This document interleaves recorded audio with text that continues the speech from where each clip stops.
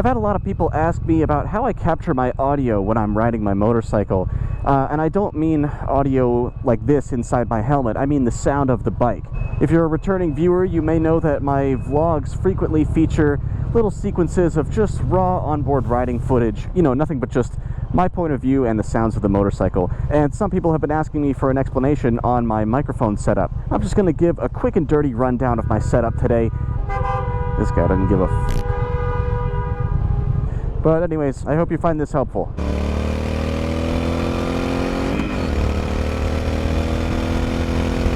So the first thing we should do here is establish what makes for good motorcycle audio. And your first instinct might be to say that it has to be captured with a microphone of a certain quality level.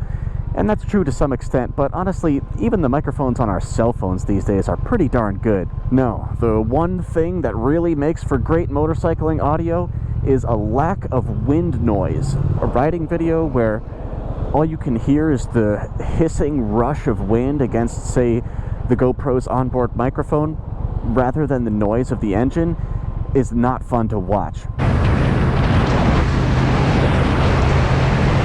And a lot of people's videos end up like that because they don't take the time to figure out a proper microphone setup.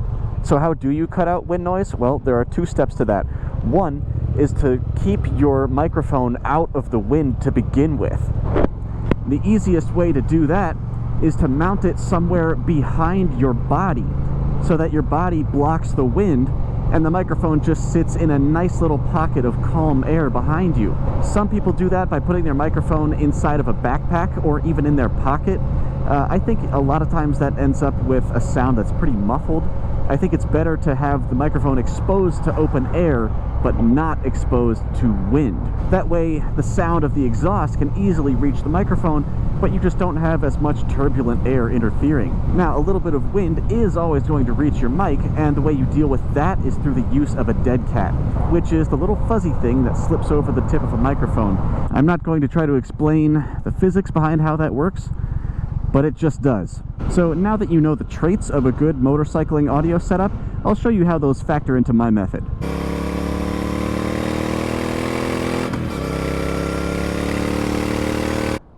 I know it looks like I'm parked dangerously close to this car, but that's my girlfriend's car, so I'm not worried about it. Alright, so the microphone I use is the H1 Zoom handy microphone. This is actually the old model.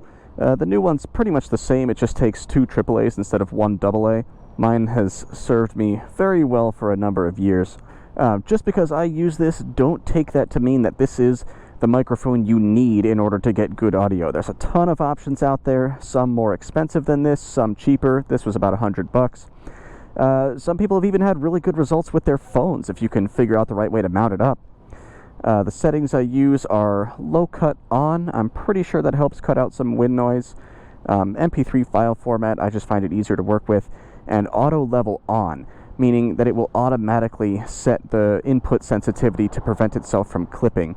Sometimes that means that while you're riding, if the noise picks up a lot, such as if you wind out a gear, the volume of the clip will drop all of a sudden. Or if things are quiet for a while, you may find it raising itself up. Obviously, the ideal way to get around that would be for me to just do some experimentation and determine what the correct manual sensitivity setting is, and just stick with that. But I find that auto level is not that inconvenient. I just every once in a while have to make an adjustment in post-production to keep it a consistent volume. With a lithium battery, this thing runs for like 30 hours straight. I think I've changed it maybe 2 times in the time that I've owned it. Anyways, let's talk about how we mount it. So like I said, the most important thing is blocking your microphone from the wind. The easiest way to do that is to block it with your body. If you can picture me, the rider, sitting in the seat there, I would want the microphone to be somewhere behind me so that the wind can't reach it. And where I ended up putting it on my Speed Twin is right here on the rear mudguard. I'll show you what I do. I have this thing, it's a standard GoPro mounting plate with a little thread adapter on this side of it. This is just like some generic thingy I got on Amazon. I'll have links to all of this stuff in the description that you can check out. So, screw that into here. Put that down about as tight as it'll go, and then that slides into the GoPro plate there. So you can picture how with that there, the combination of my own body and also the motorcycle seat itself prevents wind from directly hitting that microphone. Now, like I said, the other important thing you need is some sort of a dead cat. We take that, put it over the end of the mic, and we're good to go.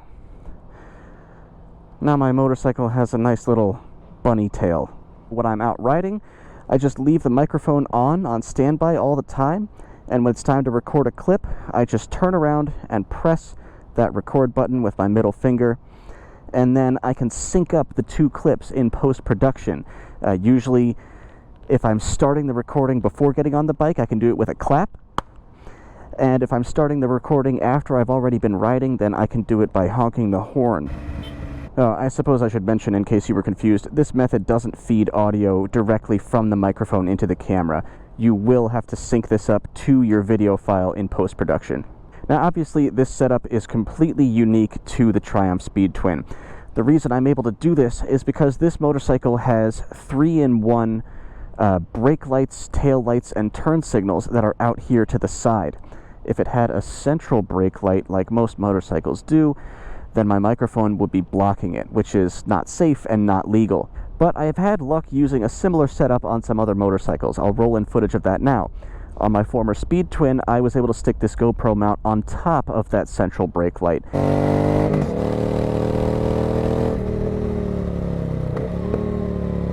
And on my former Suzuki TU250X, I kind of put it on the side turn signal bracket. And I got decent results with that because it was still somewhat blocked from the wind by my leg.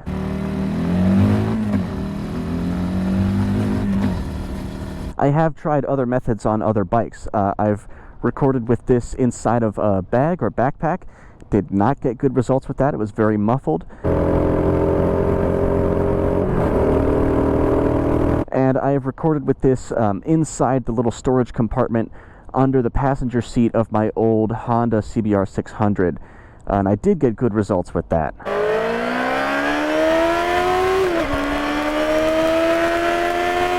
But anyways, that's my audio recording setup for this bike. Microphone, adapter, dead cat. I leave it set up like this all the time. When it's time to record, just pop it on there. Obviously, this exact solution is not going to work for every single motorcycle, but it should at least, I don't know, give you some food for thought for figuring out the best attachment for your bike.